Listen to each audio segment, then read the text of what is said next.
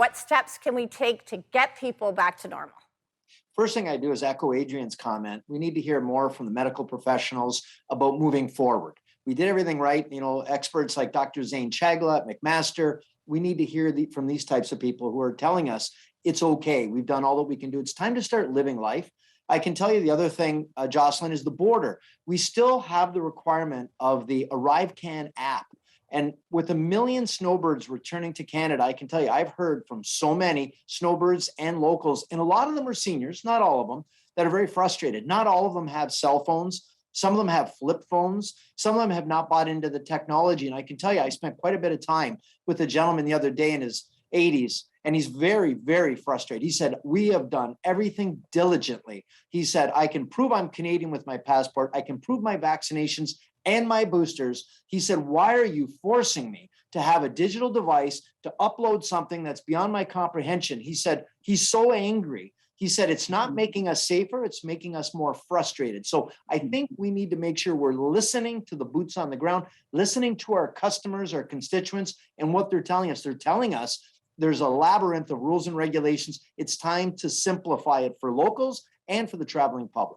Yeah, I couldn't agree with you more. I mean, I've spent time helping my mom with her phone when she's traveling, download the ArriveCan app. And she's in her 90s. They don't have the technical literacy. So I love your idea. Let's listen to our constituents because they're our customer. Adrienne, I'm going to go to you. Let's talk about the effect of the economy, devastating debt and inflation. People are not wanting to return to the workplace, some of which because they're fearful. What are your thoughts on this? Well, we've heard this notion of the so-called great quit, and I often sort of wonder, where are these people going? And what different opportunities are they going to? But to be clear, there are many businesses that have had to pivot to that sort of work from home, that hybrid model going into the office. I certainly know that many businesses that we're in touch with, they have made every provision, every proviso, very safe environment for their employees to return to, but you're not seeing the uptick that would require it to be quote unquote back to normal. So I think that businesses have to be responsive to their employees, recognizing that after 2+ years in an environment where they have worked from home, they've still performed, they've still made their metrics, they've still measured up and done their job. It's going to be difficult to get them back into the office every day. So employees have to recognize there's got to be a balance there. But with respect to the overall Canadian economy, we have a federal budget that's coming up in about a week's time.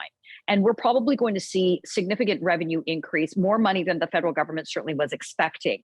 And so what is it that they're going to do with that? We are seeing record high inflation levels. We are seeing Canadians' dollars being stretched in every manner possible. The war in Ukraine has put a significant impact on our oil and gas. And so all of these big issues come down to how will the Trudeau government deal with the economy moving forward? Will they pay down some deficit? We're over $1 trillion in debt now in this country. And so will they just spend unabated? Will they curb some of that and let entrepreneurs and let our business communities do what they do best, and that's create jobs? Yeah, certainly when we see unaffordable energy impacting manufacturing, that's just a killer.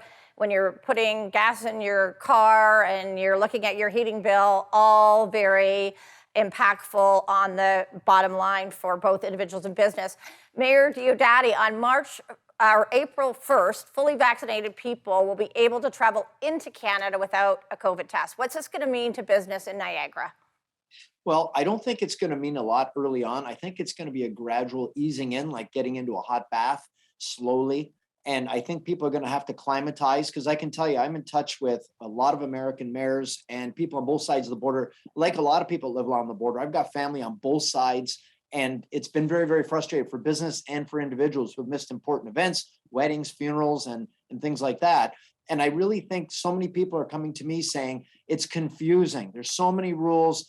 And the traveling public are a lot like water. They'll take the path of least resistance. And that's my concern, that many will bypass Canada this year because we've been slow to react. and we haven't been listening as much as we should. So it's my concern that it's not going to be a major comeback. Thankfully, we do have programs like the staycation tax credit that the Ford government have come out with that has had an impact. And I can tell you the bit of good news here, and prior to the border opening up, we had a very good Family Day weekend, Valentine's weekend, and spring break. In fact, our spring break was busier than 2019, and that's been mostly domestic. So if we can get the US trade back, which typically represents 50% of our revenue, that'll really impact and help us dig out of this big hole that we've dug for the last 2 years.